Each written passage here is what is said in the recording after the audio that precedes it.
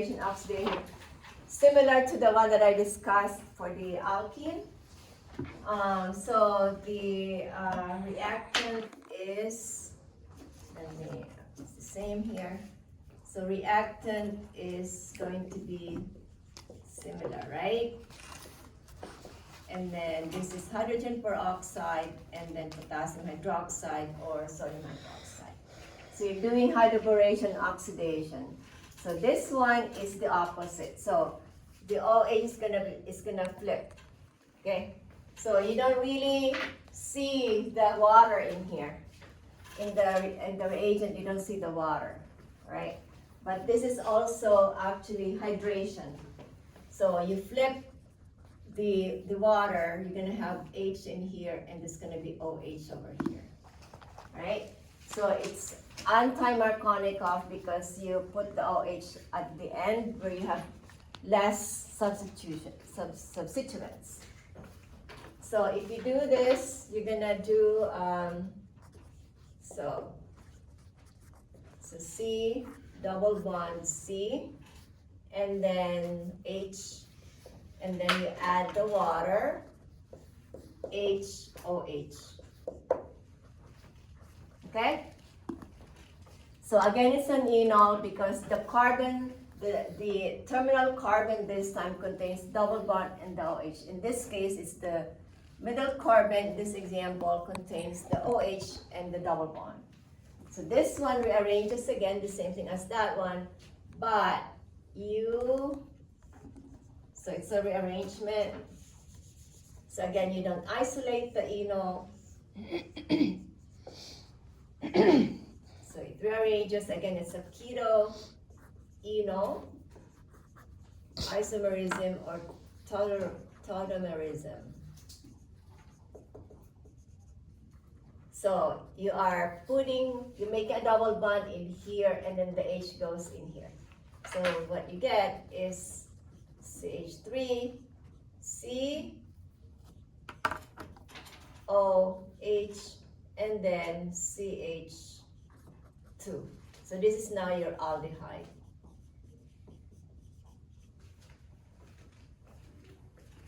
Okay? So how does it work? So actually, similar to when the mercury adds, the boron adds on the carbon that is less substituted. So we're gonna add the boron. So the same thing as what I did before, right? So let's add the boron. So the boron gets added on this carbon. So C, like this. So I'm gonna add it like this. B,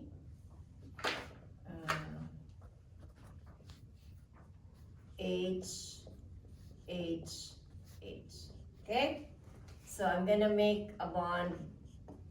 So when I do that, it's gonna look like this. So H, and then B, H, H, H.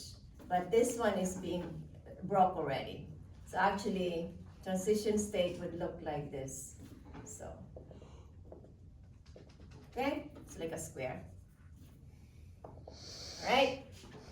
So now you're gonna add the peroxide. So peroxide like this, right? Okay. So you're gonna replace the H with the OOH, right? Remember this? Maybe. All right, so CH, and then the B takes in the OOH. Oops.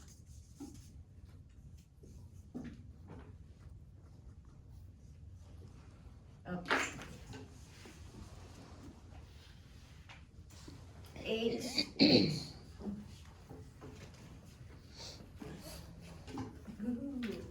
Yeah, that is the boo. And what will it make? Booze? Booze.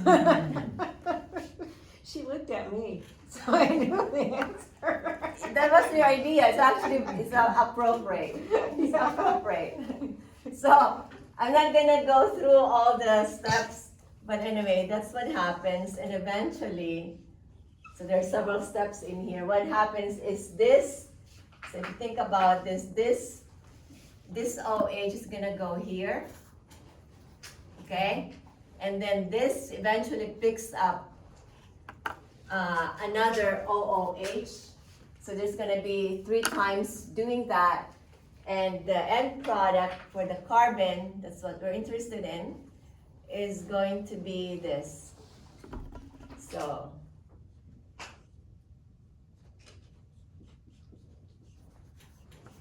okay? So the OH is coming from the hydrogen peroxide. All right? And then what do you think happened to your boron?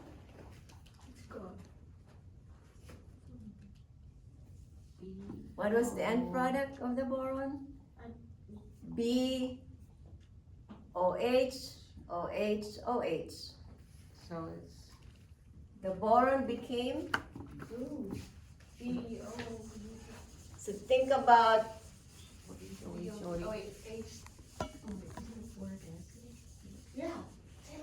Boric acid. good. okay. So think about that this OH is gonna go in this carbon, so what is left, eventually this gets replaced, okay? So you just think about,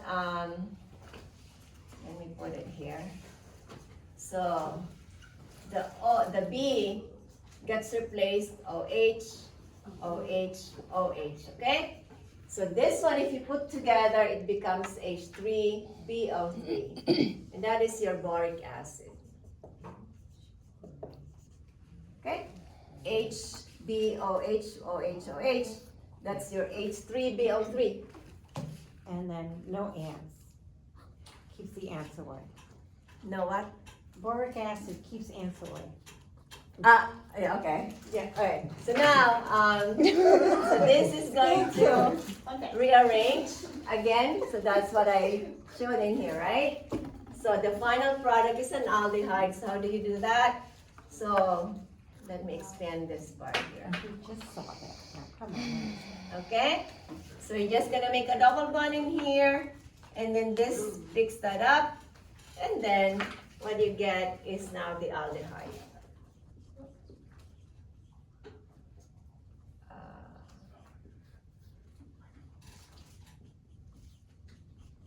Okay? So the water gets absorbed into that double bond, and then there's no C double bond C anymore. It's gonna be C double bond O.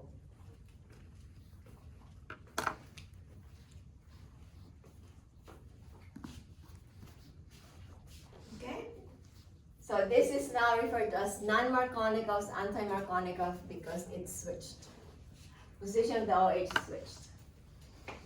So I'm not gonna go over internal